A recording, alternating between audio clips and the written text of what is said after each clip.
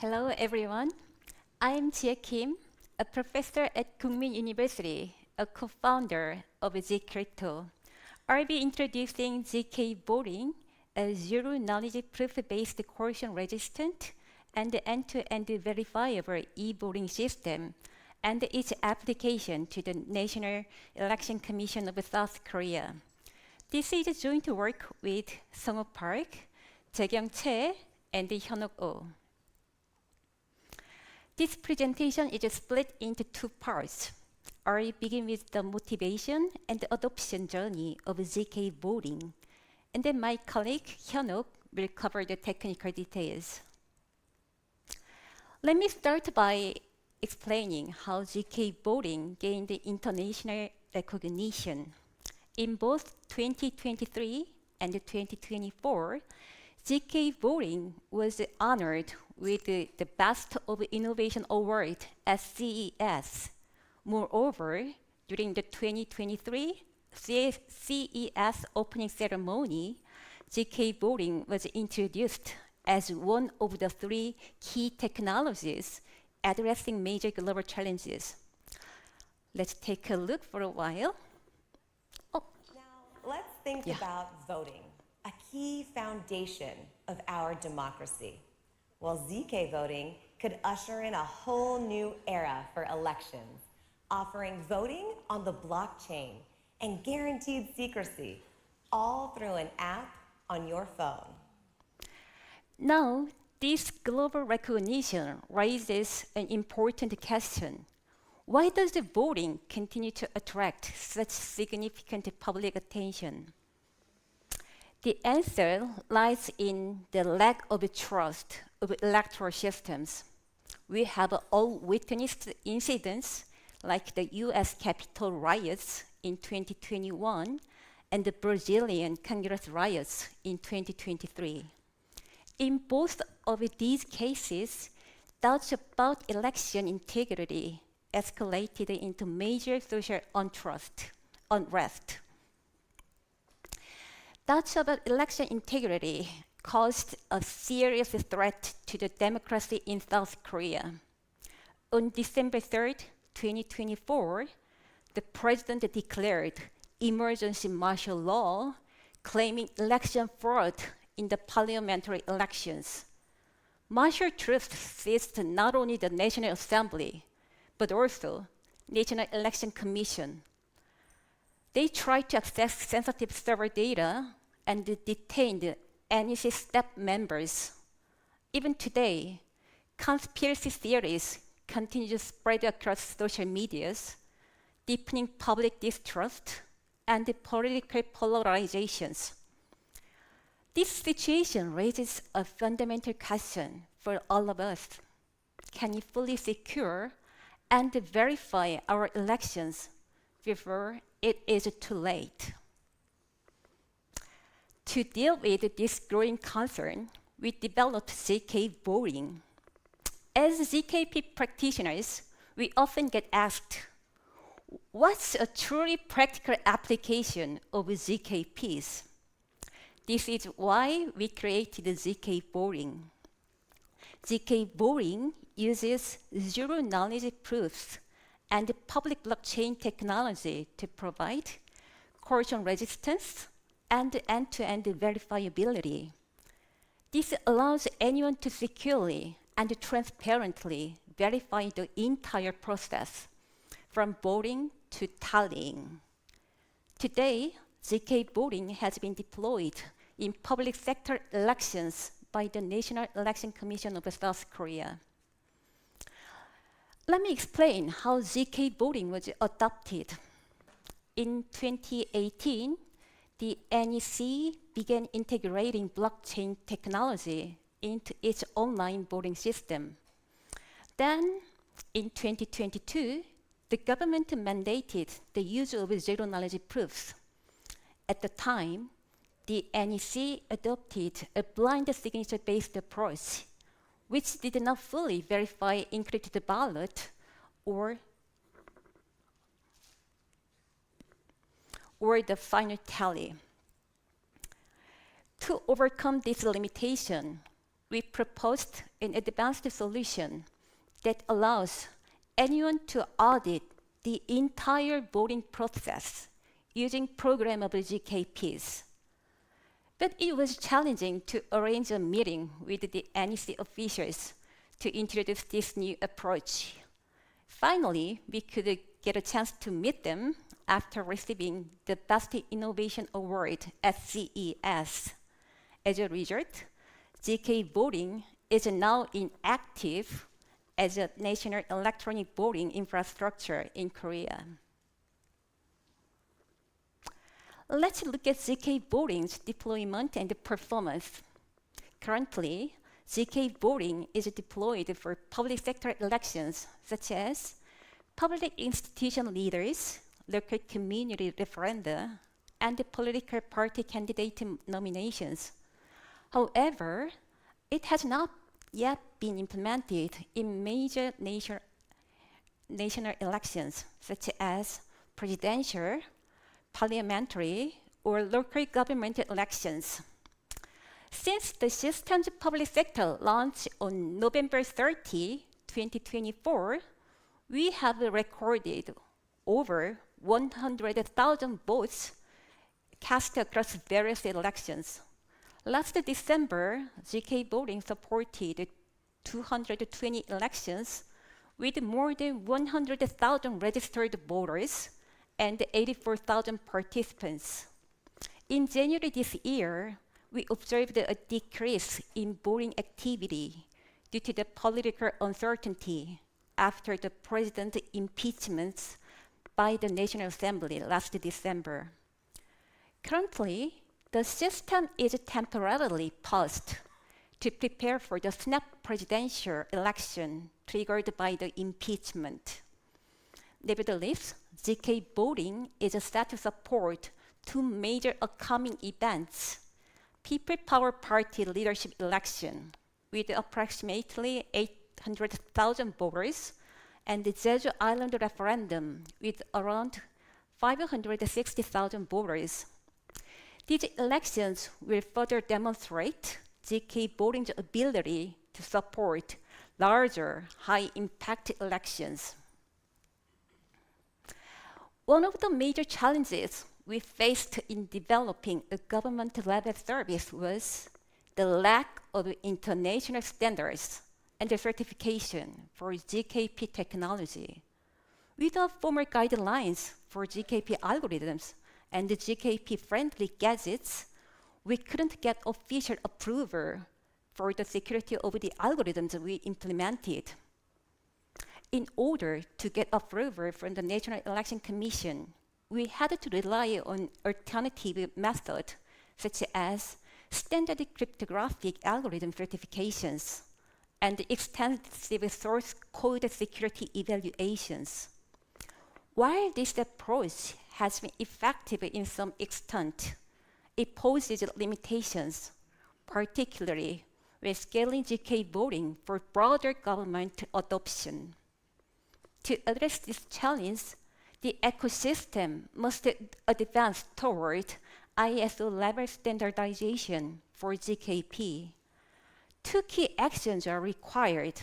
First, define formal standards for zkP cryptographic primitives. Second, establish an ISO certification framework for zkP. With these efforts, zkVoting and similar systems will be able to scale securely and efficiently, meeting the demands of future large-scale deployments. Now, I'd like to hand it over to Hyunok to cover the technical detail of zkVoting.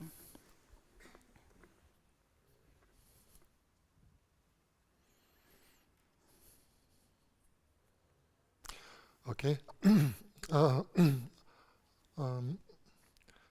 Let me explain the technical overview of the zkVoting. So as you know, if we are storing the ballot on the public blockchain, then everybody can verify the voting process publicly. However, since ballot on the public blockchain are publicly available to everybody, this does not guarantee the secret voting. Therefore, before we are storing the ballot on the public blockchain, we encrypt the ballot to ensure the privacy. However, if it is encrypted, then it's difficult to verify the correctness of the ballot. General proof guaranteed voter validity and the ballot correctness without revealing the content of the encrypted ballot. The ultimate goal of the zkVoting is provide privacy and end-to-end verifiability. The privacy include voter anonymity and ballot privacy, as well as coercion resistance. End-to-end verifiability allows that all voters can verify their ballot are stored in the ballot box and counted in the tally result. Furthermore, the voting process and the tally process should be efficient enough to be applicable to the real-world election.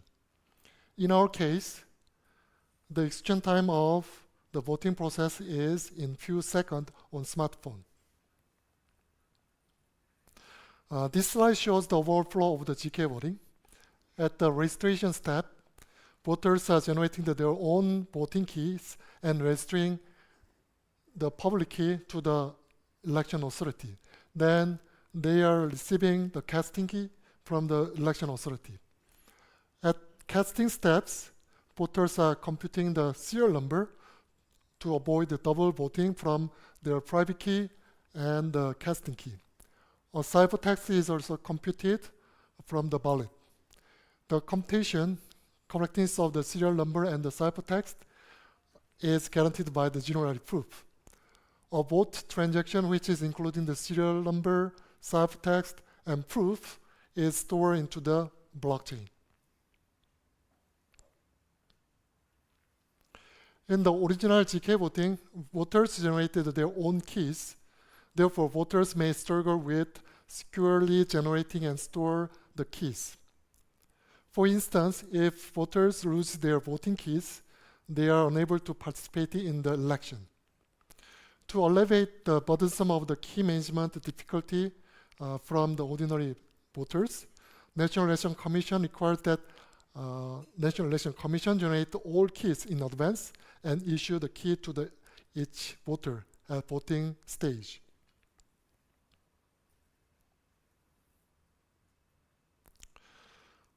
However, if the National Election Commission generated both the public key and private key, it becomes difficult to guarantee secret voting. Even if the NEC does not perform proxy voting, they could still identify which encrypted vote belongs to which voters by linking serial number to the private key. In other words, since the private key are stored on the National Election Commission server, the election authority could generate serial number using the private key in the server. This means that by checking the serial number on the blockchain, they could identify which encrypted vote belongs to which voter. In order to solve this linkability problem, we devised a scheme which randomizes vote transaction in two parts to break the linkability and ensure secret voting.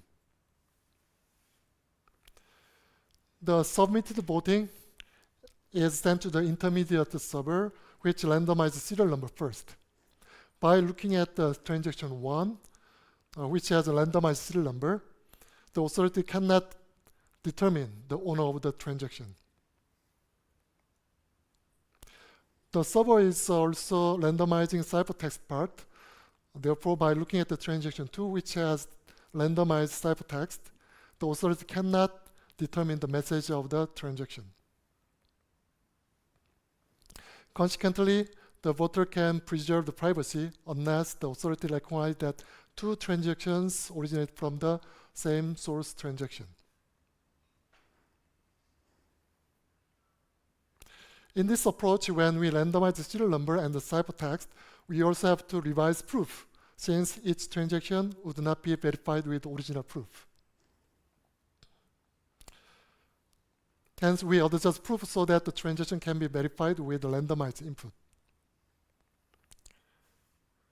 Each randomized transaction can be verified with randomized input now. If we are storing the transactions 1 and 2 sequentially, then we know that 2 transactions are originated from the same source. Therefore, we upload randomized transaction to the blockchain and database separately to prevent authority from recognizing that 2 transactions originate from the same source transaction.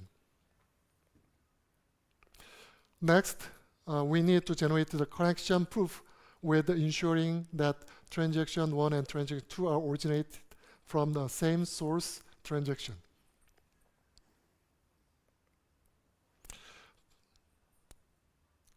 To solve the linkability problem, we aggregate the connection proof to a single aggregate connection proof. We can verify that 2 transaction sets are the same set using the aggregate single connection proof. zkVoting provides coercion resistance. Coercion resistance allows voters to resist when a coercer forces them to vote for a specific candidate. There are generally 2 main approaches to achieving coercion resistance: providing the fake key or allowing re-voting. In zkVoting, we design a new protocol based on the providing fake key. When voters cast their vote, they receive the casting key from the election authority. These keys are classified into the fake key and real key. While the election authority and the voter can distinguish between the real key and the fake key through the online communication, they are indistinguishable in offline setting. Vote generate the real key are counted in the tally, while the votes created using the fake key do not affect the tally result. To enable efficient tally verification, each vote includes not only the ciphertext, but also a patterns-like commitment. For vote made with a fake key, this commitment is designed to resolve to 0.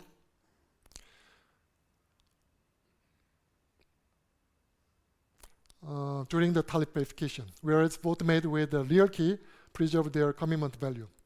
To achieve this, we developed and implement a nullifiable commitment scheme with this property.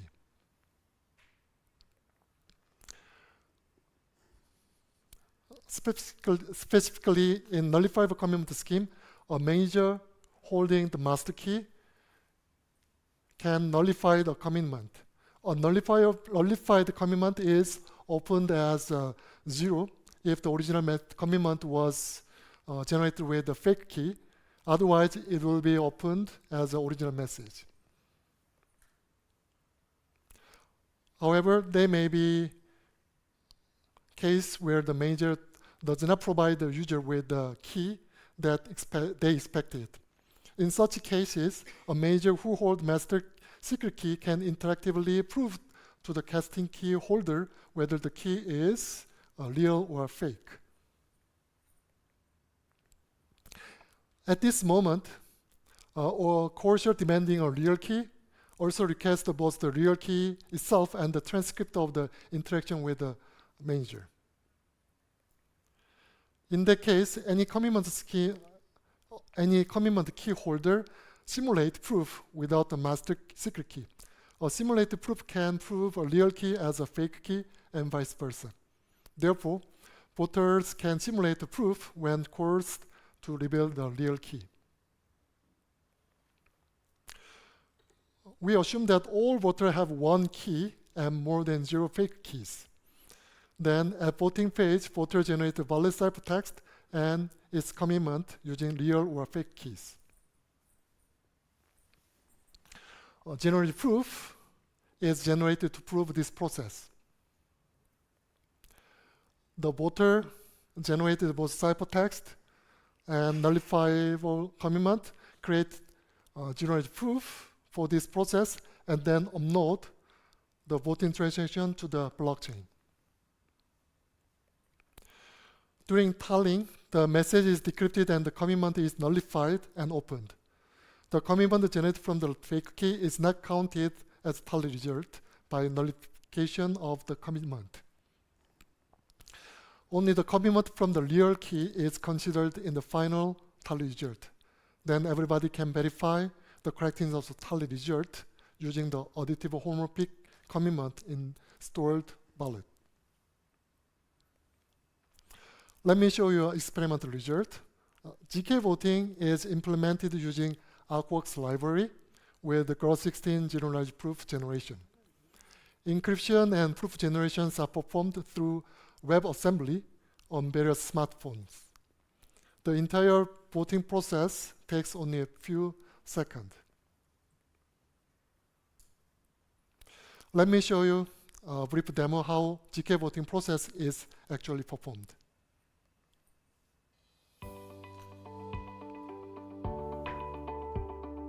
I will guide you on how to participate in zkVoting. First, check the voting participation message received via notification or SMS. Next, click the URL provided in the message. Ensure that the same random number as the authentication code in the notification is automatically entered, and then click the login button. On the identity verification screen, enter your identification information and log in. After checking the voting overview, click Participate in the Vote button to join the vote. From the candidate list, select your supported candidate or agenda and click the Vote button. Finally, review the voting confirmation message and click Confirm button. Once you have participated, you can check your voting information stored on the blockchain. Once the voting ends and the ballot counting is done, check the ballot counting message received via notification. Follow the same process as logging in for voting. Click the URL in the notification, enter the authentication code, then input your identity verification information and log in. Go to the voting overview screen, then click the voting result button to check the ballot counting results.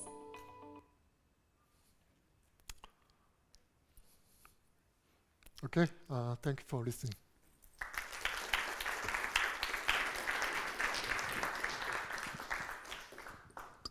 Yeah. Hello. Well, thank you. Your presentation was great, and I think this is very useful for blockchain voting, at least existing votings. But I have a question about the motivation. I looked it up, and according to several reputable sources, there is no evidence of mass fraud in the Brazilian elections. So how would zkVoting convince those who are not actually believing in well-founded proofs of transparency and soundness of the election? Why would these people that do not believe in sound evidence will actually believe in zk proofs that are very complicated and maybe like basically moon math for the average person? Yeah, definitely true. Actually, it's really hard to understand for ordinary people to understand that general proof. Actually, general proof is only for the expert. Actually, maybe they can be believing the correctness of voting by just looking at the blockchain, because their ballot is actually stored in the blockchain, and they can be traced whether that the ballot is still on the blockchain. Then maybe they can be a little bit assuring that the voting process is transparent and the tally result will be the correct. So actually, that's the intention. General proof is actually for the expert, not for the ordinary people. Yeah, that's true. Thank you. More questions?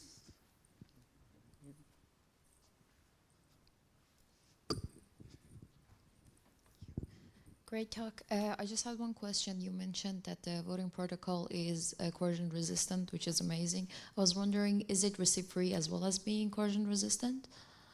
What's the last question? Is it receipt-free as well as being coercion-resistant? Yeah, actually, generally the coercion resistance is also including the receipt freeness. Actually, yeah, definitely this approach is supporting the list freeness also. Yeah. Okay, can you explain if I wanted to reveal my vote voluntarily, not someone forcing me to vote something different? Because if someone forcing me to vote something different, I can use the fake key, which is amazing. But if I wanted to vote a specific vote and I wanted to reveal it, how would your protocol prevent that? Yeah. So the reason why this one is supporting the list freeness is that actually the voter cannot prove that they are voting for somebody, because the voter cannot prove that the ballot is actually encrypted using the real key or a fake key. So there is no way to prove this ballot is really generated from the real key. So that it can Thank be. you. Yeah. Thank you. Yeah. So Ron Rivest looked into this kind of stuff like 25 years ago, and he concluded that this stuff would never work because if phones get hacked and so forth, you have all sorts of problems. Moreover, the fact that you use a blockchain here, if someone does a 51% attack, or I don't know which blockchain you use for your system, but either censorship of, you prevent 1% of the vote from basically registering through a censorship attack, or you attack that. I'm just wondering how you thought through those issues. Yeah, one of the attack will be the manipulation of the smartphone, for instance. So even though I'm clicking for the candidate 1, maybe it is storing the voting for the candidate 2, for instance.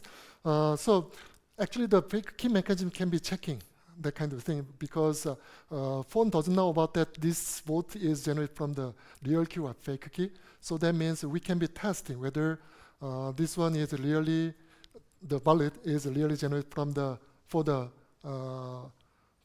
candidate 1 rather than candidate 2. Actually, after we are storing the blockchain, the encrypted ballot with the commitment, we can be checking that the voter can check whether what's the content of the ballot, so that they can be try to verify whether that the encrypted ballot is really affecting my intention of the voter. People are going to check their ballot. Yeah. Not many people are going to check it. And moreover, if a malicious actor if they root your phone, and so they own your Safari, you're doing this through a web browser, not a specific app, but if someone roots Android or roots iPhone, which state-level actors can do, and then they essentially give you a view that is perfectly consistent with you doing what you do, but yet someone else is going to tally this in a different way. It's a very hard attack to prevent, especially given that most people aren't going to double check, or they're not going to buy 2 phones, keep one completely fresh and use that one to check the proof. Yeah, actually we are providing that approach. So what I'm saying is that actually using the one phone you can be voting, and using some another phone you can be check the content of the ballot actually. So actually we are providing some verification mechanism using some another phones actually, even though I didn't explain about that part.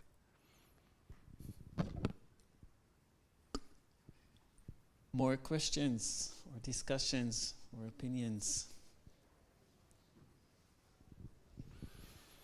Okay, let's thank the 2 speakers again. Thank you.